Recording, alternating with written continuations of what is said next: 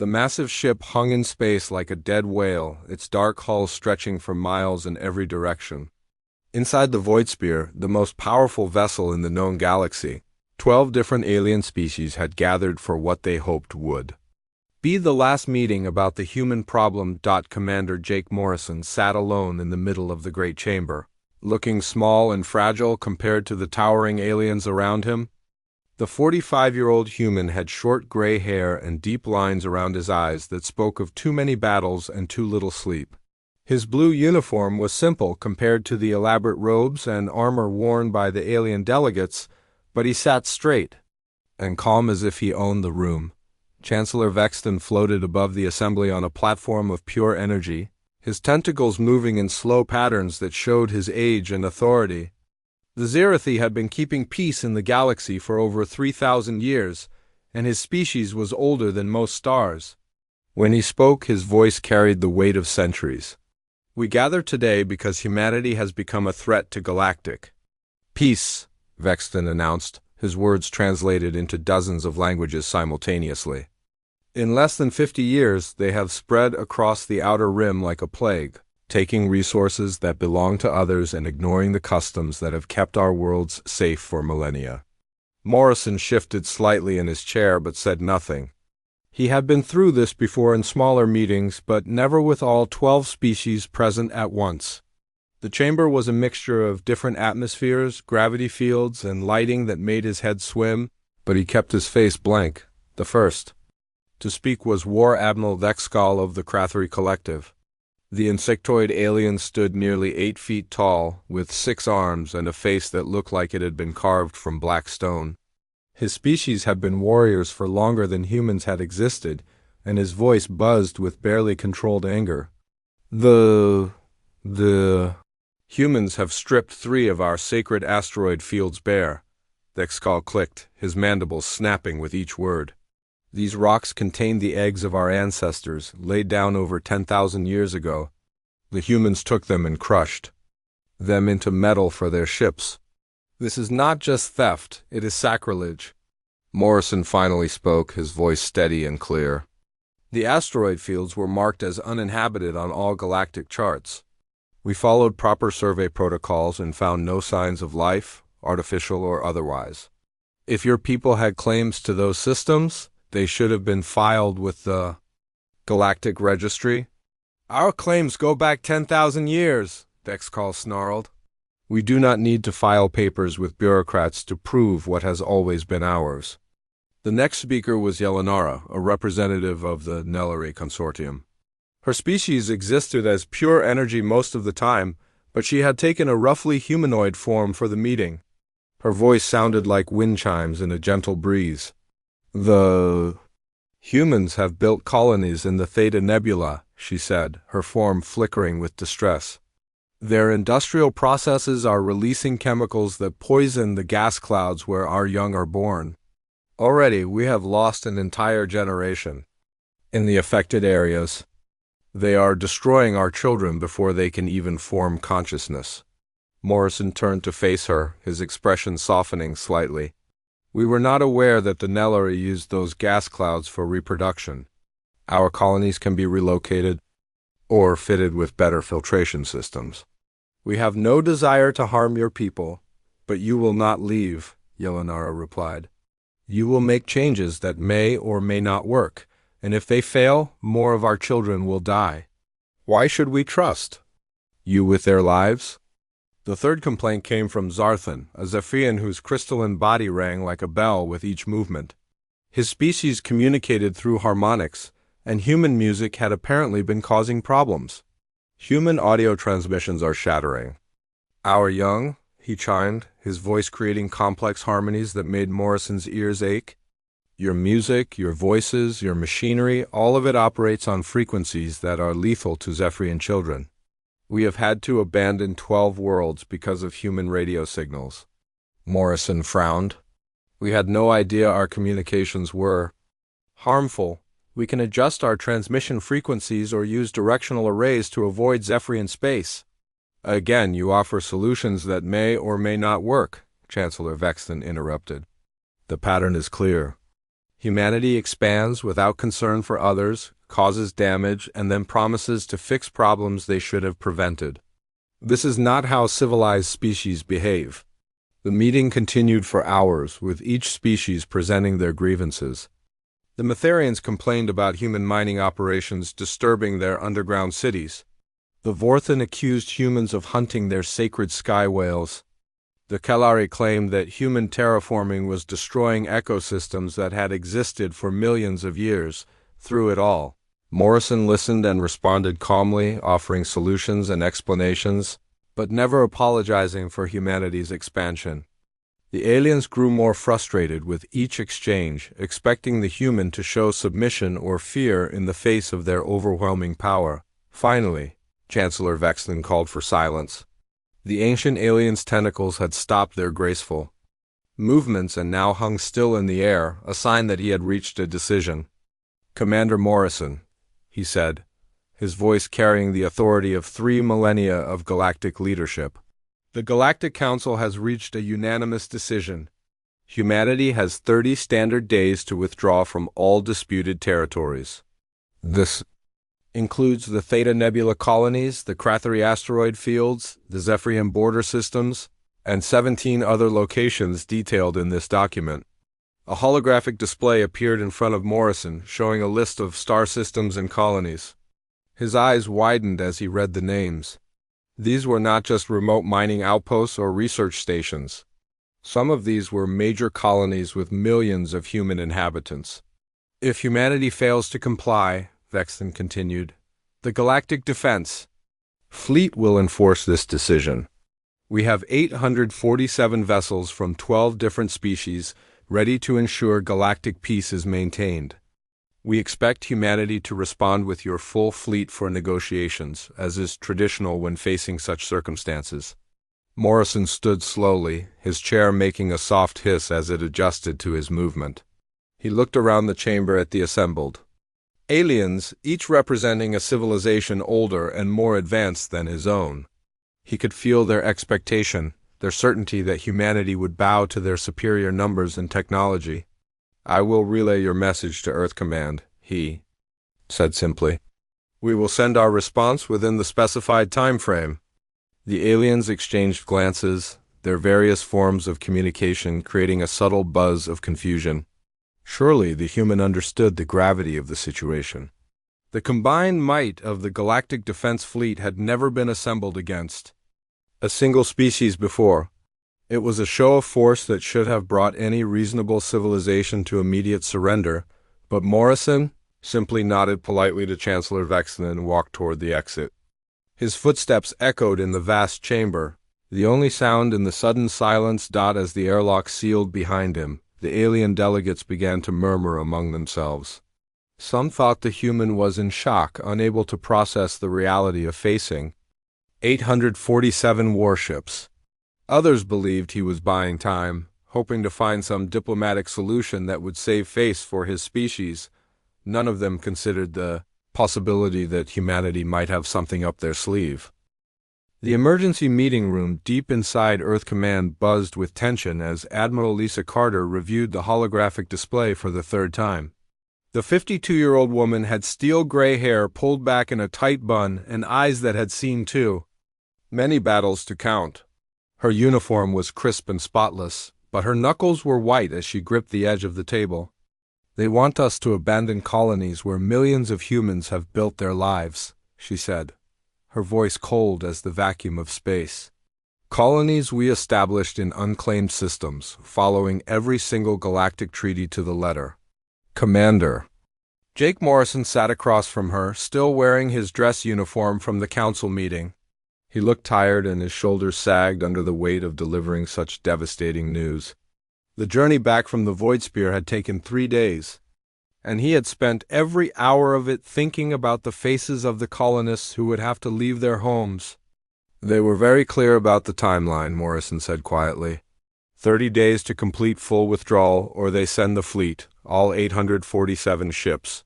General Robert Hayes slammed his fist on the table, making the holographic display flicker. The 58-year-old career soldier had scars running down the left side of his face from the Martian colony wars, and his temper was legendary throughout the military. This is insane. We have over 400 warships in our fleet. We could give them a fight they would remember for the next 1,000 years.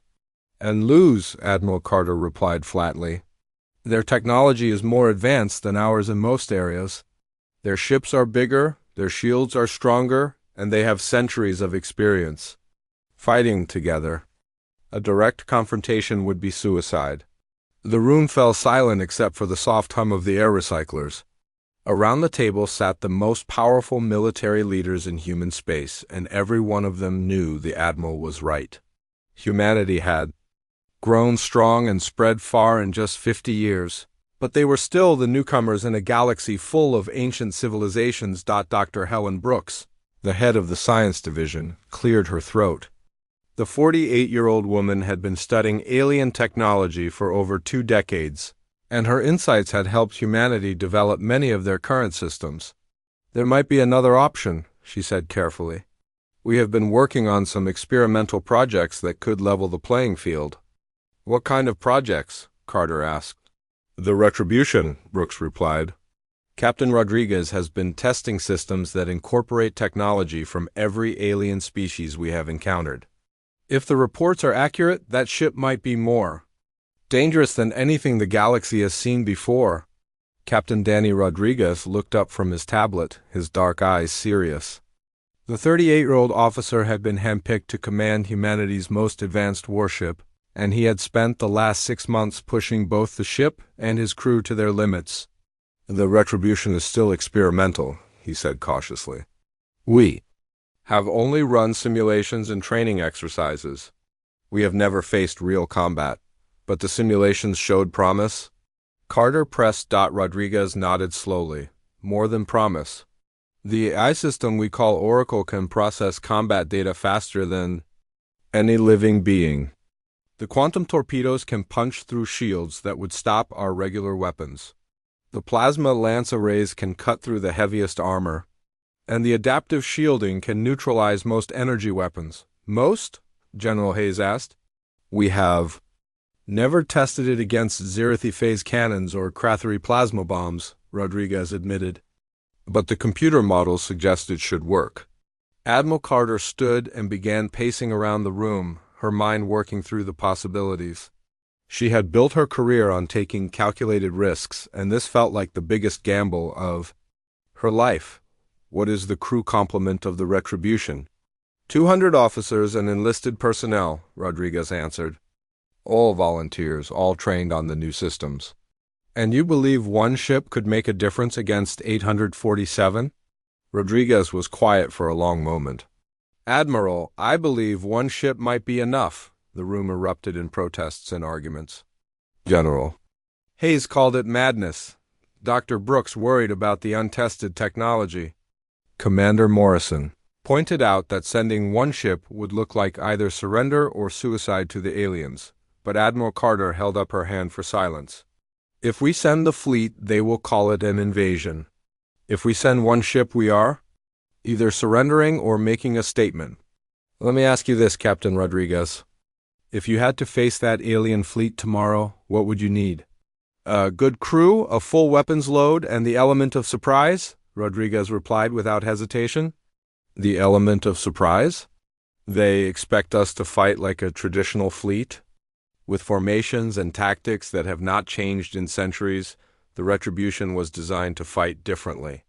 We move faster, think faster, and adapt faster than anything they have seen before.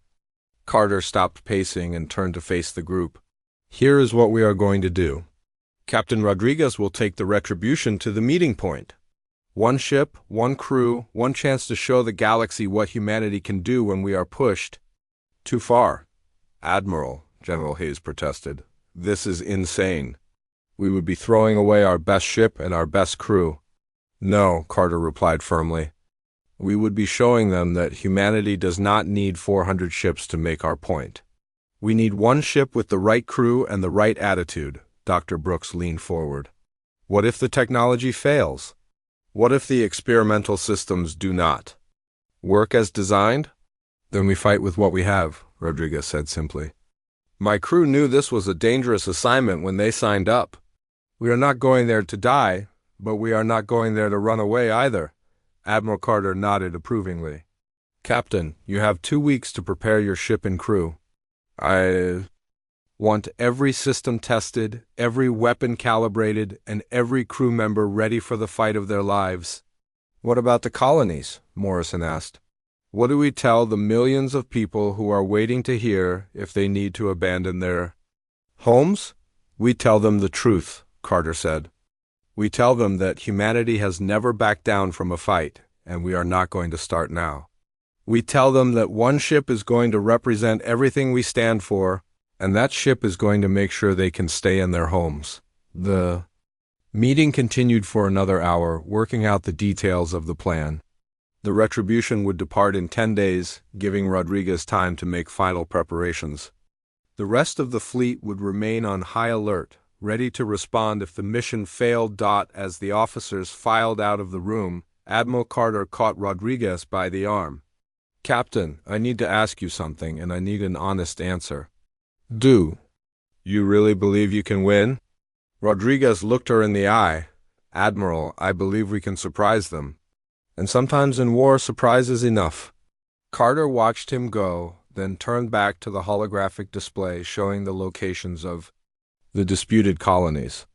Millions of human lives hung in the balance, and she had just bet everything on one experimental ship and one untested crew, but as she looked at the names of the colonies, she felt a fierce pride in her chest. These were not just settlements or mining operations. These were homes built by people who had traveled across the galaxy to make a new life, and humanity did not abandon its own. The UES Retribution dropped out of hyperspace at the edge of the neutral zone with a flash of blue light that quickly faded into the darkness. The ship hung motionless for a moment, its sleek hull reflecting the distant stars like a predator, waiting to strike. At 800 meters long, it was smaller than most alien dreadnoughts, but every line of its design spoke of speed and deadly purpose. Captain Danny Rodriguez stood on the bridge, his hands clasped behind his back as he watched the tactical display update with new contacts. Red dots began appearing on the screen, dozens at first, then hundreds. The alien fleet was already waiting for them, spread across space in a formation that could have surrounded a small moon. Contact report, Rodriguez said calmly. Lieutenant Sarah Mitchell, the ship's tactical officer, had been tracking alien vessels for the past hour. The 34-year-old woman had joined the crew straight from the academy, but she had quickly proven herself to be one of the best sensor operators in the fleet. I count 847 vessels, Captain. 12 different ship classes from 12 different species. They are arranged in a standard intimidation formation. Any weapons powered? All of them, Mitchell replied. But they are not targeting us yet. I think they are waiting to see what we do. Rodriguez nodded and turned to his communications officer. Open a channel to the fleet command ship. The main screen flickered to life, showing the bridge of the Void Spear. Chancellor Vexton floated in the center of the image, his tentacles moving in slow patterns that suggested confusion. Around him, Rodriguez could see representatives from the other species, all staring at the screen with expressions of disbelief. This is Captain Danny Rodriguez of the United Earth ship Retribution, he said in a conversational tone. I am here to discuss your ultimatum. There was a long pause before Vexton responded. Captain Rodriguez, our sensors show only one human vessel. Where is the rest of your fleet? This is our fleet, Rodriguez replied simply. I have 200 crew members aboard this ship, and we are here to deliver Earth's response to your demands.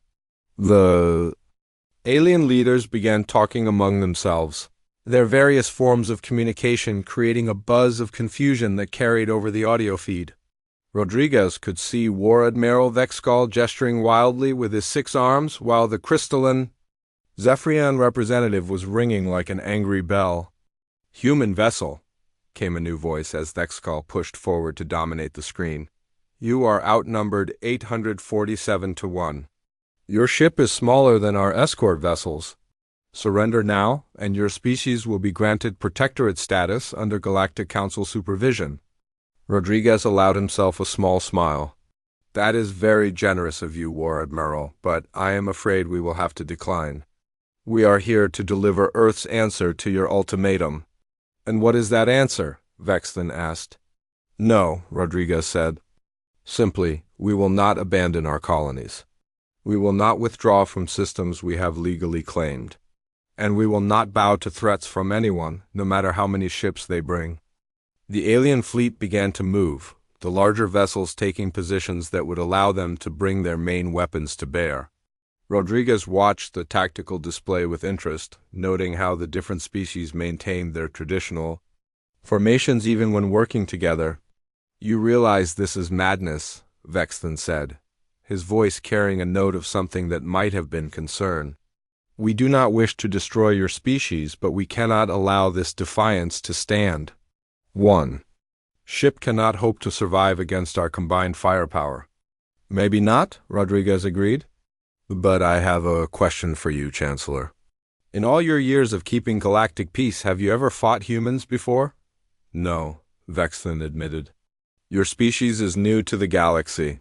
We have studied your history, but we have never faced you in battle. Then you might want to power down your weapons, Rodriguez said, his tone becoming more serious. We would hate for this to be misunderstood as a hostile act. The statement sent a ripple of shock through the alien fleet. Several species had been at war with each other for centuries before joining the Galactic Council, and all of them recognized the tone of a warrior who was not afraid to fight. But the idea that one ship could threaten their entire armada was beyond their comprehension. Commander Pete Williams, the ship's chief engineer, looked up from his console. The 41-year-old man had been working on the retribution systems for over a year, and he knew every circuit and power relay better than anyone else in the fleet.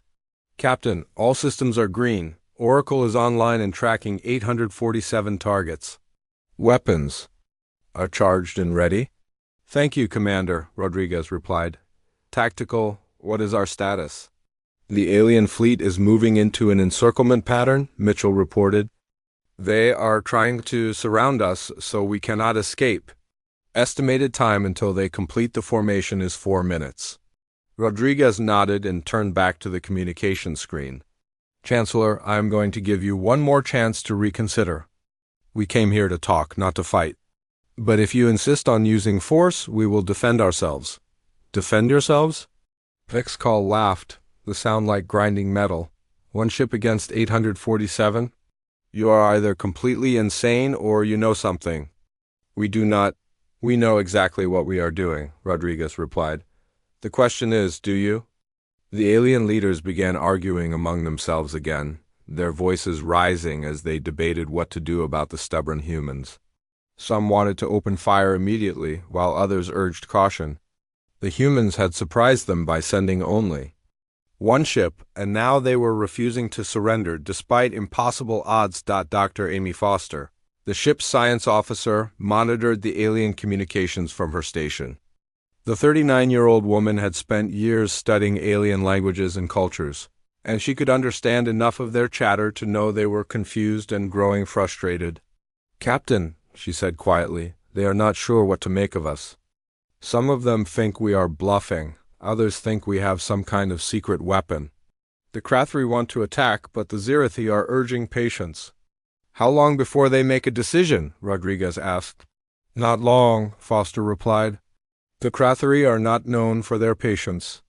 As if responding to her words, War Admiral Vexcall's image filled the screen again. His mandibles were clicking rapidly, and his 6 arms were moving in patterns that suggested barely controlled rage. Enough talk, he snarled. Human ship, you have 10 seconds to surrender or we will open fire. Rodriguez looked around his bridge at the faces of his crew.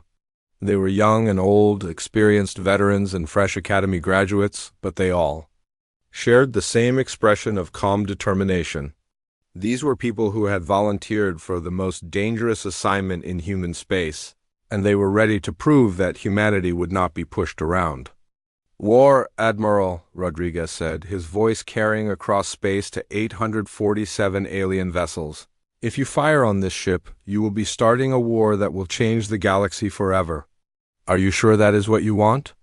The Xcal's response came in the form of action rather than words. The massive Krathri dreadnought's main plasma torpedo tube began to glow with deadly energy, and Rodriguez knew that the talking was over.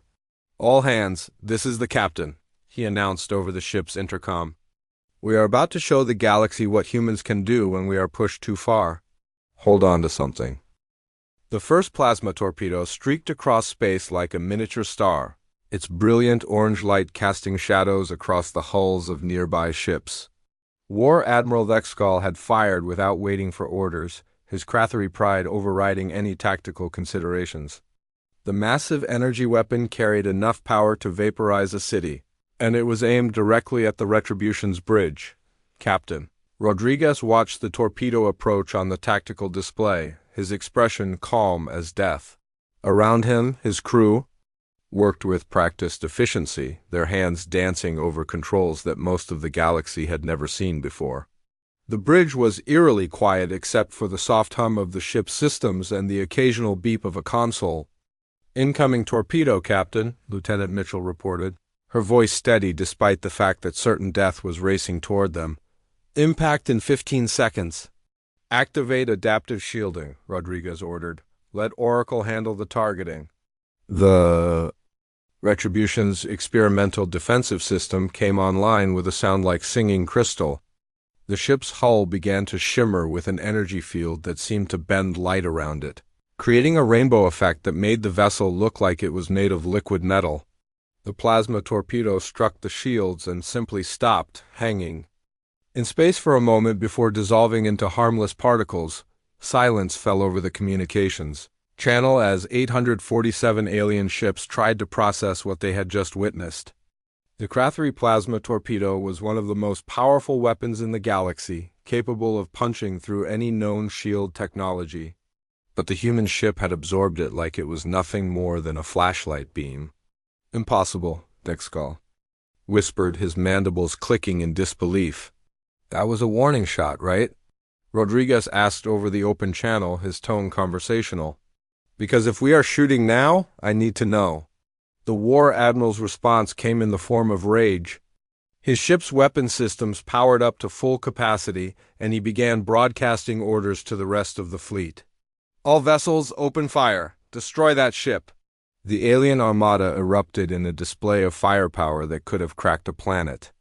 Plasma cannons, energy beams, particle accelerators, and exotic weapons that had no names in human language all fired at once. The space around the Retribution filled with deadly energy as hundreds of different weapon systems tried to overwhelm the lone human vessel, but the Retribution was already moving. Commander Williams had been monitoring the enemy fleet's power signatures, and he had anticipated their attack pattern. The moment the first shots were fired, he fed the targeting data to Oracle, the ship's artificial intelligence system. The AI processed the incoming fire in microseconds, calculated optimal evasion routes, and began moving the ship in ways that defied every known law of space combat.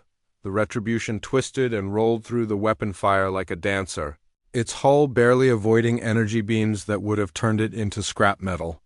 But it was not just dodging the attacks. The ship's own weapon systems were already responding, and the aliens were about to learn why humanity had sent only one ship. Oracle has identified primary targets, Mitchell reported, her fingers flying over the tactical console. Quantum torpedoes loaded and ready. Fire at will, Rodriguez ordered. The Retribution's first salvo was unlike anything the galaxy had ever seen. The quantum torpedoes that launched from the ship's forward tubes did not just destroy their targets, they erased them from existence. The exotic weapons worked by collapsing the atomic structure of whatever they hit, leaving behind empty space where enemy ships had been moments before. 3 Krathri destroyers simply vanished, their crews never knowing what hit them. A Nelari energy cruiser folded in on itself like a paper airplane before disappearing completely. A massive Zephyrian crystal ship rang once like a broken bell and then ceased to exist, but the quantum torpedoes were just the beginning. The Retribution's plasma lance arrays came online next, firing concentrated beams of energy that could cut through the heaviest armor like a hot knife through butter. The weapons had been designed using technology learned from a dozen different alien species, improved and refined until they were more powerful than anything their creators had imagined. A Zirathi dreadnought, its shields rated to withstand the firepower of an entire fleet, found itself cut in half by a plasma beam that lasted less than a second. The two halves of the ship drifted apart in space, atmosphere venting from the severed hull like blood from a wound.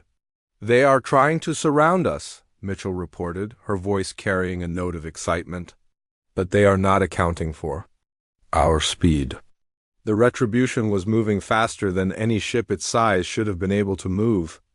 The experimental drive system allowed it to change direction almost instantly, using the gravitational fields of nearby objects to slingshot around obstacles and attack from unexpected angles. Rodriguez watched the tactical display with satisfaction. As his ship tore through the alien formation like a wolf among sheep, the enemy vessels were trying to use their traditional tactics, forming up in defensive lines and concentrating their firepower. But the Retribution was not fighting like a traditional ship. "Use the debris field as cover," Rodriguez ordered. "Oracle, calculate firing solutions for the command vessels." The AI system immediately began tracking the largest enemy ships, identifying weak points in their shields and armor. The Retribution darted behind the wreckage of a destroyed Crathery cruiser, using the twisted metal as a shield while it lined up its next shots. Dr. Foster looked up from her console, her face pale but determined. "Captain, I am picking up panic signals from the alien fleet. They are trying to coordinate their attack, but they have never faced anything like this before." "What are they saying?" Rodriguez asked. "The Crathery want to ram us, the Nellari are trying to retreat, and the Zirathi are demanding to know what kind of weapons we are using," Foster replied. "They are not working together anymore. Each species is fighting the way they know how, but they are not adapting to our tactics," Rodriguez nodded. This was exactly what Earth Command had hoped for. The alien species were ancient and powerful, but they were also set in their ways. They had been fighting the same battles with the same strategies for thousands of years, and they did not know how to deal with an enemy that refused to follow the rules. "Tactical, what is our status?" Rodriguez asked. "We have eliminated 47 enemy vessels," Mitchell reported. "No damage to our hull, shields are holding at 98% efficiency. Oracle is tracking 800 remaining targets and calculating optimal attack patterns. And our weapons? Quantum torpedoes at 80% capacity, plasma lances fully charged, and the experimental railguns are ready for testing." Mitchell replied with a grim smile. Rodriguez allowed himself a moment of satisfaction. The battle had been going for less than 10 minutes. And they had already proven that one human ship could stand against the combined might of the galaxy. But this was just the beginning. "All hands," he announced over the ship's intercom. "We are about to show these aliens why humanity does not back down from a fight. Oracle, target the largest ships first. Let them know we are not here to play games." The Retribution banked hard to starboard, its hull groaning under the stress of the high-speed maneuver. Ahead of them, the alien fleet was trying to regroup, but their formations were already broken. Fear was spreading through their ranks like a virus, and Rodriguez could see it in the way they moved. The galaxy was about to learn a lesson that humanity had known for centuries. It was not the size of the dog in the fight that mattered, but the size of the fight in the dog. The battle lasted exactly 17 minutes from first shot to final surrender. When the weapons fire finally stopped, the Retribution floated alone in a graveyard of twisted metal and scattered debris that had once been the most powerful fleet in galactic history. Emergency lights blinked from the hulls of damaged ships, and rescue pods drifted through space like seeds on the wind. Captain Rodriguez stood on his bridge, watching the tactical display as the numbers told their own story. Of the 847 ships that had begun the engagement, only 312 remained operational. Many of those were heavily damaged, their hulls breached and their weapon systems offline. The proud armada that had come to teach humanity a lesson had been broken by a single experimental warship. "Status report," Rodriguez said calmly, his voice carrying easily across the quiet bridge. All systems functioning normally, Commander. Williams reported from his engineering station. Hull integrity at 100%, shields at 94% efficiency. We took some hits from their energy weapons, but the adaptive shielding absorbed everything they could throw at us. Lieutenant Mitchell looked up from her tactical console, her face showing a mixture of exhaustion and amazement. Captain, Oracle, is reporting that the remaining alien vessels have powered down their weapons. Several ships are broadcasting surrender signals. Any casualties on our side? Rodriguez asked. None, sir, Dr. Foster replied from her medical station. A few minor injuries from the high-speed maneuvers, but nothing serious. The crew performed magnificently. Rodriguez nodded and turned toward the communications console. Open a channel to the Void Spear. The main screen flickered to life, showing the bridge of the alien flagship. The image was distorted by static and interference, and Rodriguez could see damage in the background where sparks fell from broken systems. Chancellor Vexton floated in the center of the screen, his tentacles hanging limp with exhaustion and defeat. Chancellor, Rodriguez said politely, I believe we need to discuss the terms of your surrender. The ancient alien's voice carried a mixture of awe and terror that would echo through galactic history. How? He asked simply. How did one ship accomplish what should have been impossible? Rodriguez considered his answer carefully. The galaxy was watching, and his words would be remembered for generations. We did not send our fleet because we did not need to. This ship represents what humans do best. We take the best ideas from everyone we meet, improve on them, and use them more creatively than anyone expects. The truth was starting to dawn on the surviving alien commanders, and Rodriguez could see the understanding in their faces. The humans had not built their advanced technology from scratch. They had learned from every species they had encountered, studying their weapons, their shields, their tactics, and their weaknesses. Every weapon system on this vessel is based on technology we learned from species we have encountered. Rodriguez continued, his voice carrying to every surviving ship. In the fleet, your people taught us about plasma weapons. The Nilari showed us energy manipulation. The Zephyrians gave us insights into crystalline computing. We just put it all together in ways you never imagined. Commander Williams stepped forward, his engineer's pride evident in his voice. The adaptive shielding that stopped your weapons combines Zerathi phase technology with Krathari energy absorption and Nilari particle manipulation. Our quantum torpedoes use principles we learned from studying Metherian mining equipment. Even our AI system is based on Zephyrian harmonic computing. But it is not just the technology, Dr. Foster added from her station. Humans have one advantage you do not. We are really good at learning from our mistakes. Every time someone shoots at us, we figure out how to shoot back better. Chancellor Vexton's tentacles trembled as he processed this information. You used our own knowledge against us. We learned from you, Rodriguez corrected gently. There is a difference. We did not steal your technology or force you to share your secrets. We studied what you were willing to teach us, and we found ways to improve it. The alien fleet hung in space around them, broken and defeated. But Rodriguez felt no satisfaction in their pain. These were not evil beings who deserved destruction. They were proud civilizations who had made the mistake of underestimating humanity's greatest strength, their ability to adapt and grow. What happens now? Vexton asked, his voice barely above a whisper. Now we talk, Rodriguez replied. The way we should have talked from the beginning.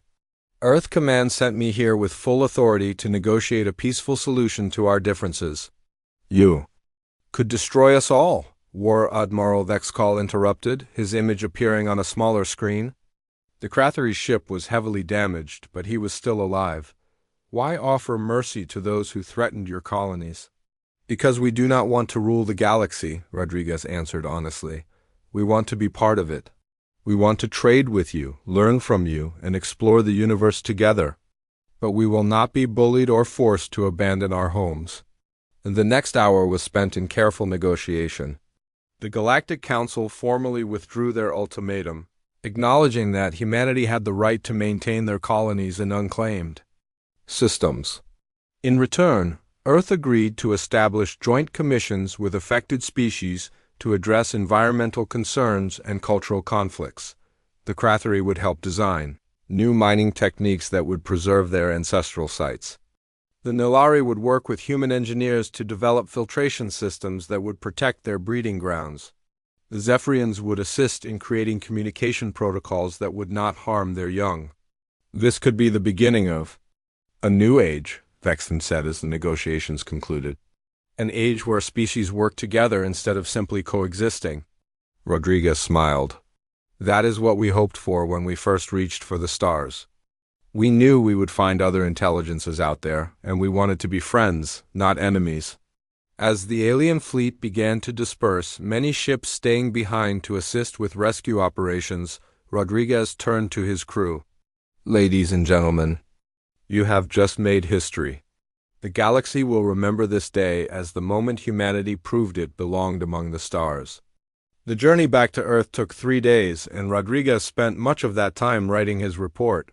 Admiral Carter would want to know every detail of the battle, every system that had performed beyond expectations, and every lesson they had learned from their first real test, but he also found himself thinking about the future.